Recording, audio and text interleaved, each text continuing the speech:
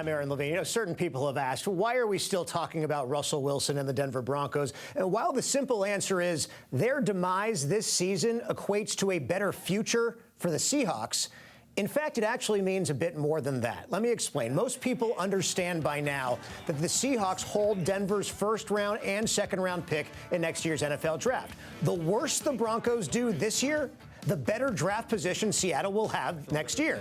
So, yes, it's more than just sour grapes and the inability to, quote-unquote, get over it after a 10-year relationship with a longtime franchise quarterback who forced his way out of town. But personally, I don't want the Seahawks to just be the winners of this trade. I want history to show that they absolutely obliterated the other side, the Broncos, in this specific case. I mean, this was the biggest move in Seahawks franchise history, and it was also going to be an evaluation of which side was actually correct in the long-term test of wills between Pete Carroll and Russell Wilson. For years, the popular opinion was that Wilson was the one being held back by an antiquated offensive philosophy.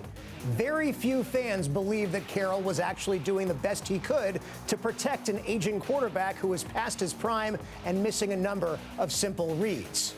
So far, although the sample set is incredibly small, and even with Wilson not playing today, the early returns favor Carroll and the Seahawks in a landslide.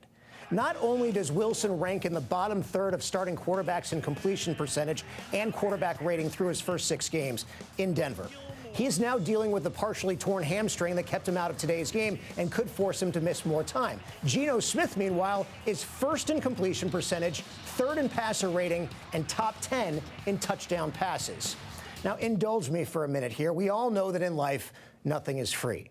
But so far, with this trade, it kind of feels like it.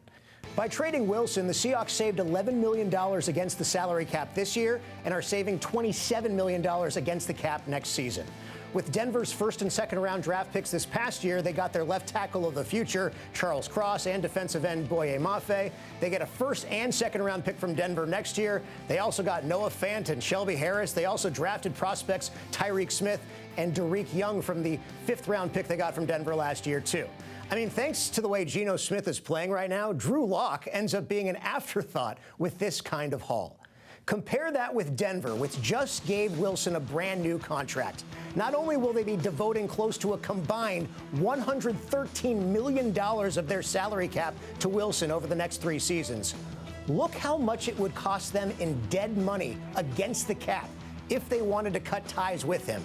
$107 million next year, $85 million in 2024, $49.6 million in 2025. They have clearly made their bed.